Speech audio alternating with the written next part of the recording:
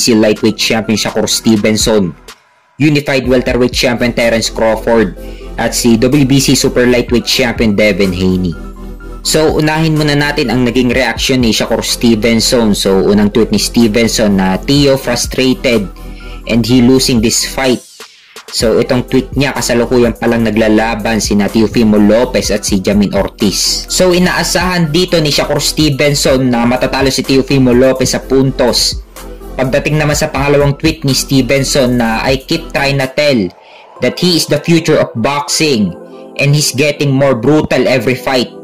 So sa pahayag ni Stevenson na si Teofimo Lopez daw ang future ng boxing at nagiging brutal daw si Lopez, pero dito sa pinakita niya laban kay Jamin Ortiz, hindi niya nagawang ikat ang ring kaya madali lang na outbox ni Jamin Ortiz si Teofimo Lopez. Pero ang suma kasi dito is challenger si Jamin Ortiz, dapat siya ang naging agresibo sa laban. Pero si Teofimo Lopez ang sumusugod kahit na siya ang champion. So sa tweet naman ni WBC Super Lightweight Champion Devin Haney, pahayag ni Haney na the King of 140. So sa pinakita daw ngayon ni Lopez sa laban niya, pahayag ni Haney na siya talaga ang hari sa Super Lightweight Division. So ito rin ang magandang laban sa 140 pounds, unification ng WBC at WBO sa Super Lightweight Division. Sana maikasa ngayong taon. At pagdating naman sa tweet ni Unified Welterweight Champion Terence Crawford, pahayag ni Crawford na catchweight what? This guy is crazy, but he knows what's up.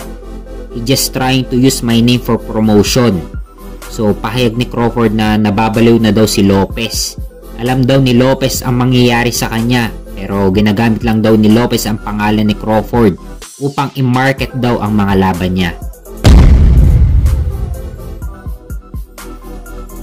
Sa kabilang banda naman, kasado na sa May 6 ang laban ni Undisputed Super Bantamweight Champion Naoya Inoue versus Luis Nery. Gaganapin ang laban sa Tokyo Dome Stadium sa Tokyo, Japan. Dito ginanap ang laban ni Mike Tyson kay James Douglas, kung saan dito na-upset si Mike Tyson, kung saan natalo siya via knockout sa round 10. Mabalik tayo kila Inoue versus Nery. Mandatory si Luis Nery sa WBC ni Naoya Inoue. So ito ang unang depensa ni Naoya Inoue sa kanyang Undisputed Super Bantamweight title. So ayon kay Inoue na magkakaroon pa siya ng 2 o 3 laban sa Super Bantamweight Division bago umakyat ng Featherweight Division.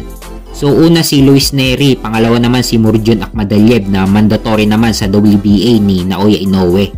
Kaya abangan natin ang laban ni Undisputed Super Bantamweight Champion Naoya Inoue versus Luis Nery sa May 6.